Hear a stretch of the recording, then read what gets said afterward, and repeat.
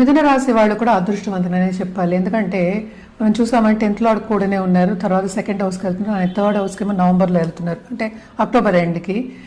7th and 10th లార్డ్. So తప్పక career development చాలా బ్రహ్మాండంగా ఉంటుంది. అంటే ఏంటి, ఇప్పుడు కొత్తగా పాస్ అవుట్ అయిన వాళ్ళు కానీ, స్టూడెంట్స్ ఇప్పుడే పాస్ అవుట్ అయ్యి నాకు మంచి ఉద్యోగం కావాలి అన్న వాళ్ళందరికీ మంచి ఉద్యోగం సాధిస్తారు, చాలా మంచి శాలరీ కూడా సాధిస్తారు అనమాట. సో మిథున రాశి వాళ్ళకు కూడా ఇది లక్కీ ఇయర్ అని చెప్పాలి. అదొకటి కాకుండా మనం చూసామంటే కేతు 2nd హౌస్కి మూవ్ అవుతుంది. సో వీళ్ళు స్టాక్ మార్కెట్లో ఉన్న వాళ్ళు కానీ, లేకపోతే కమ్యూనికేషన్ రంగంలో ఉన్నారు అనుకుందాము. సో కమ్యూనికేషన్ రంగంలో ఉన్న టెలికామ్ అలాంటి వాళ్ళందరికీ తప్పక ఏంటంటే సడన్గా డబ్బు వచ్చే సూచనలు మనకి కనిపిస్తున్నాయి అన్నమాట. సో లక్ష్మీ యోగాలు అనేవి చాలా ఎక్కువ కనిపిస్తున్నాయి మనకి. సో బాగుంటుందనే చెప్పాలి. అలాగే ఏంటంటే వీళ్ళు తప్పక లాంగ్ టర్మ్ ఇన్వెస్ట్మెంట్ చేసుకుని ముందుకు వెళ్ళే దిశలో ఉంటారనమాట. అంటే